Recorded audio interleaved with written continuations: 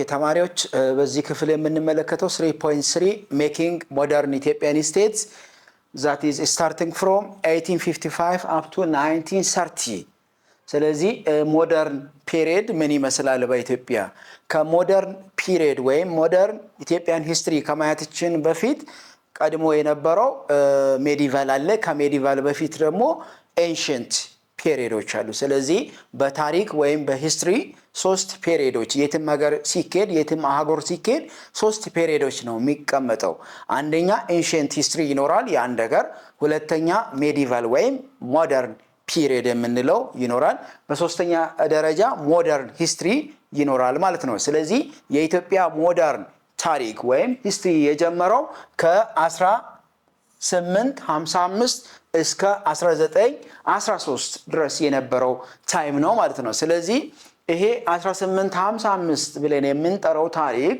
የአፄ ቴዎድሮስ ወደ ስልጣን ላይ የመጡበትን ታይም የሚያሳይ ነው ስለዚህ የኢትዮጵያ ሞደርን ሂስትሪ የሚጀምረው ከአፄ ቴዎድሮስ ዘሰከንድ ምንለው ወይ ዳግማዊ አፄ ቴዎድሮስ ብለን የምንጠራው ከሳቸው ወደ ስልጣን ከመምጣት ጀምሮ የነበረው ታይም በኢትዮጵያ ታሪክ ሞደርን ሂስትሪ ይባላል ስለዚህ በዚህ ሳብ ቶፒክ ላይ የምንመለከታቸው ነገሮች ምንድናቸው ፖለቲካል ሴንትራላይዜሽን ኢን ኢትዮጵያ ምን ይመስላል ሌላ ሮሉ ምንድነው የኤምፐረርስ የኪንጎቹ የአፄዎቹ ሮላቸው ምንድነው ኢትዮጵያን ሞደርናይዝ ለማድረግ ሴንትራላይዝ ለማድረግ ሮላቸው ምን ይመስላል የሚለው ነገር እናይነ ሌላ አድሚኒስትሬሽን ስርዓታቸውና ሚሊተሪ ኦርጋናይዜሽናቸው ምን ይመስላል የነዚህ የኤምፐረሮች በኢትዮጵያ የነበሩ ኤምፐረሮች በዛን ሰዓት የነበሩ አድሚኒስትሬሽን ስርዓታቸው ምንድነው እንዴት አድርገው ነው ሲገዙ የነበሩት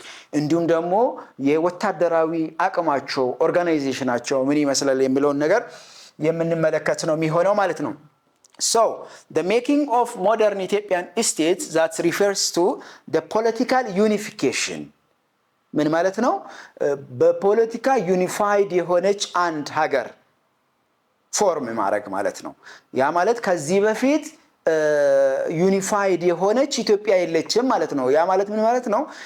ሪጂናል ሎርዶች የራሳቸውን ግዛት ያለማንም ጣልቃ ገብነት የሚመሩበት ታይም ነው ማለት ነው ባጭሩ ስለዚህ አንድ ሴንትራል የሆነ ገቨርንመንት የለም ዊክ ነው ሴንትራል ገቨርንመንት በዛን ሰዓት ዊክ ስለነበረ ሪጂናል ሎርዶች ናቸው እያንዳንዱን የራሱን ክልል እና ራሶች የምንላቸው እና ደጃዝማች የምንላቸው እና አባጋዝ የምንላቸው ሪጂናል ሎርዶች ምንድነው የሚያደርጉ አካባቢያቸውን ያለማንም ጣልቃ ገብነት ሲመሩ የነበረበት ታይም ነው ስለዚህ making modern Ethiopian state ማለት ምን ማለት ነው ይሄ ቀርቶ አንድ የሆነ ኢትዮጵያ ዩኒፋይድ የሆነች ኢትዮጵያን መመስረት ነው አንዱ የሞደርን ኢትዮጵያ ፎርሜሽን አላማ ሁለተኛ አላማ ቴሪቶሪያል ኤክስፓንሽን ነው ቴሪቶሪያችን ባውንደሪያችን ዲማርኬሽናችንን ኤክስፓንድ የማድረግ ስራ ነው ሌላኛው ሴንትራላይዝድ የሆነ ገቨርንመንት እንዲኖር የማድረግ ስርዓት ነው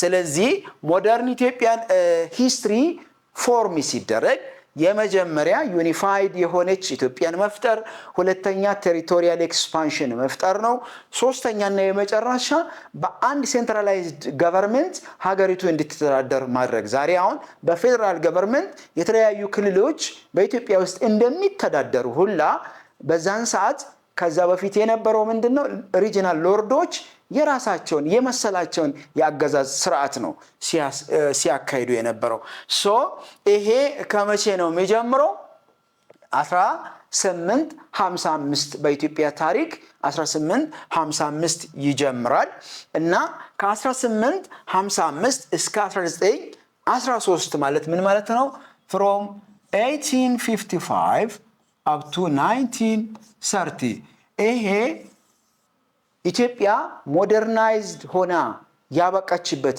ጊዜ ሳይሆን ፕሮሰሱ የፈጀበት ታይም ነው ዩኒፋይ ለማድረግ ኤክስፓንድ ለማድረግ ቴሪቶሪ እንዲሁም ደግሞ ሴንትራላይዝድ የሆነ ገቨርንመንት ለመፍጠር የፈጀበት ጊዜ ነው ከ1855 እስከ 1913 ስለዚህ ለዛሬ ፋውንዴሽን የትናንትና የ1855 ጉዞ ነው ማለት ነው።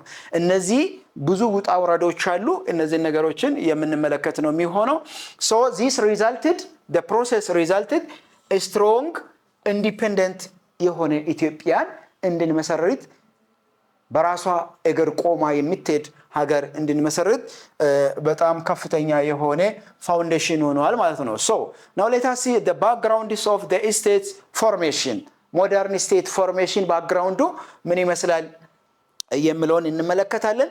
so የመጀመሪያ እንደተመለከትነው የሞደርናይዜሽን ፕሮሰስ በኢትዮጵያ የጀመረው during the time of Emperor Theodore II ነው። በአጼ ቴዎድሮስ ሁለተኛ ወይም ዳግማዊ አጼ ቴዎድሮስ በሳቸው ጊዜ ነው የጀመረው። so it's began centralization by weakening regional lords. መጀመሪያ እንደነገርኳችሁ ኢትዮጵያ ከዛ በፊት የነበረው ምንድነው? ሪጂናል ሎርዶች ናቸው፣ የአካባቢ ገዢዎች ናቸው፣ እንደፈለጉ ፈላጭ ቆራጭ ሆኖ ሲመሩ የነበሩት። ነገር ግን አጼ ቴዎድሮስ ወይም ዳግማዊ አጼ ቴዎድሮስ ወደ ስልጣን ከመጡ በኋላ ይሄ ስርዓት ቀርቶ አንድ ሴንትራላይዝድ የሆነ ገቨርንመንት እንዲፈጠር ነው ትልቁ ትግላቸው። ይሄ ደግሞ ምንን የሳቸውን ሞናርኪን ስትሬንግዝ አድርጓል ማለት ነው። እሳቸውም ብቻም ሳይሆን ከሳቸው በኋላ ሌላ መሪ ዮሐንስ ዘፎርዝ ዮሐንስ አራተኛ እንዲሁም ሞደርናይዝ ለማድረግ ስፔሻሊ የሳቸው ደግሞ ቴሪቶሪያል ዲፌንድ ነው። የሀገርን ድንበር ዘልቆ የሚገቡ ውጫውያን እንዳይገቡ ሀገሪቱን የማስጠበቅ ስራ ነው። ቴሪቶሪን ዲፌንድ የማድረግ እና ኢንተርናል ዩኒቲን እያንዳንዱ መሪ የራሱ የሆነ ሌጋሲ ያለው። ለምሳሌ አጼ ቴዎድሮስ ሴንትራላይዜሽን ነው። ሴንትራላይዝድ የሆነ ዩኒፋይድ የሆነ ኢትዮጵያን መፍጠር ነው። አጼ ዮሐንስ ደግሞ ድንበር ማስጠበቅ እንዲሁም ደግሞ የውስጥ አንድነታችን የማስጠበቅ ስራ ነው የሰሩት።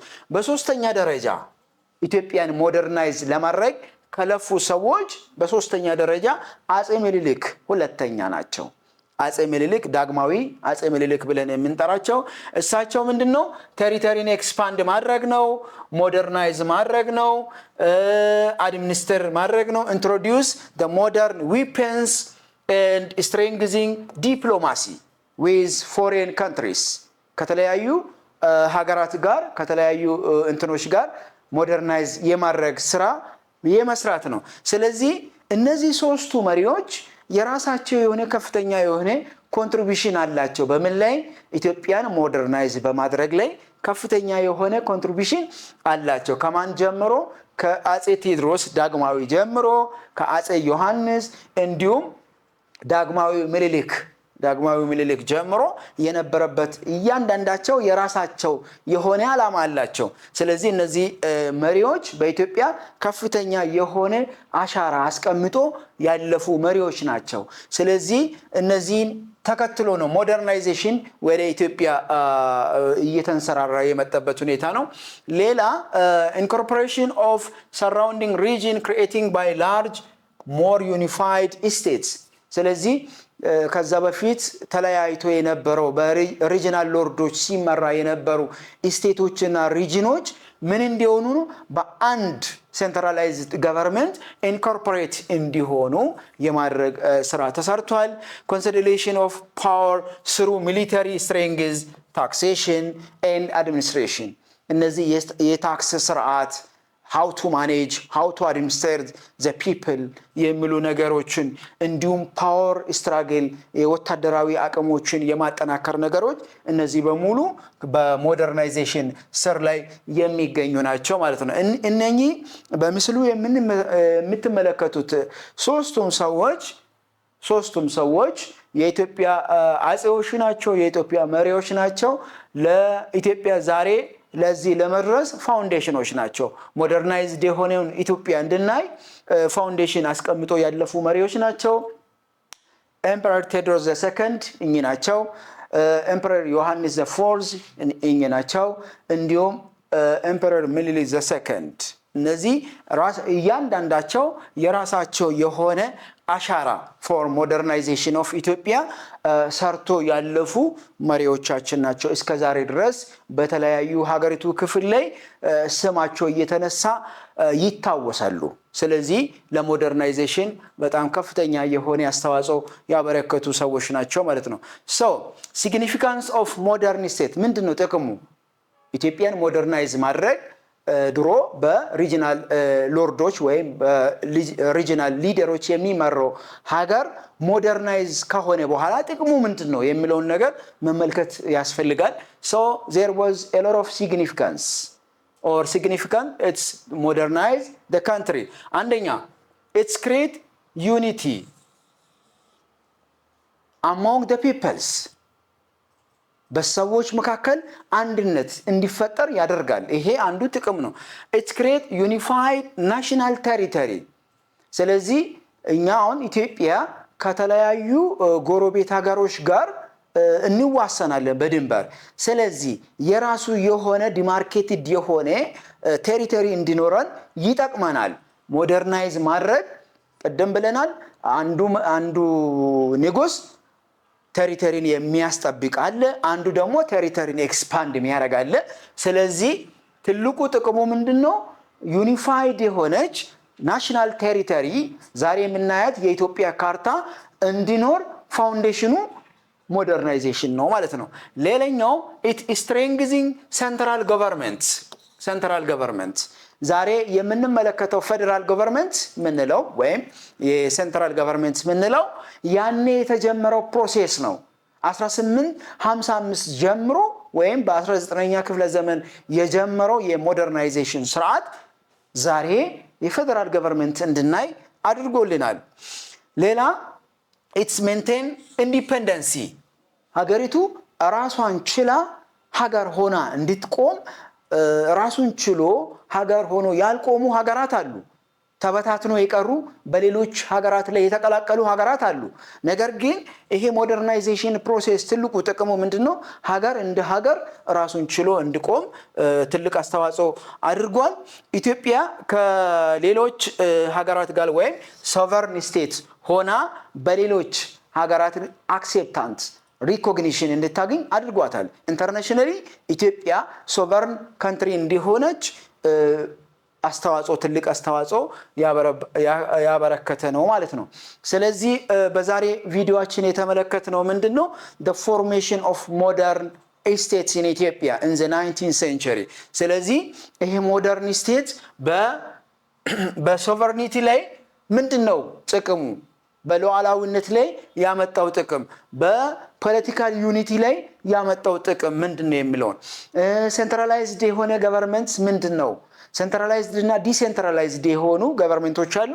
ስለዚህ ኢትዮጵያ ሴንትራላይዝድ የሆነ ገቨርንመንት እንዲኖራት አድርጓታል።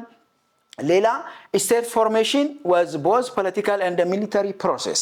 ስለዚህ ይሄ ሞደርናይዝ የሆነ ስቴት ፎርም ስትደረግ በፖለቲካም ብቻም ሳይሆን ሚሊታሪሊ ነው። በፒስ የሚቀላቀሉትን አንድ ላይ የሚሆኑትን ከሴንትራል ገቨርንመንት ጋር የሚዋሃዱትን በፒስ እምቢ አሻፈረኝ የሚሉትን ደግሞ በሚሊታሪ ፐርፐዝ በመጠቀም ፕሮሰሱ ተካሂዷል ማለት ነው። ሶ by 19th century by 1913 ኢትዮጵያ emerged unified። ስለዚህ 1913 ላይ ኢትዮጵያ አንድ ሆና እንዲሁም ኢንዲፔንደንት and centralized state ሆናለች ማለት ነው። ስለዚህ በዚህ ቪዲዮአችን የተመለከትነው የሞደርን ስቴት ፎርሜሽን ትልቁ ጥቅም አንደኛ ኢትዮጵያን ዩኒፋይ ማድረግ ነው፣ ሁለተኛ ኢንዲፔንደንት እንድትሆን ማድረግ ነው፣ በሶስተኛ ደረጃ ሴንትራላይዝ ገቨርንመንት እንዲኖር የማድረግ ፕሮሰስ ነው አኮምፕሊሽ የተደረገው ማለት ነው። ስለዚህ በዚህ ቪዲዮአችን የተመለከትነው ይሄን ይመስላል። ስላዳመጣችሁ እጅግ አድርጌ አመሰግናለሁ።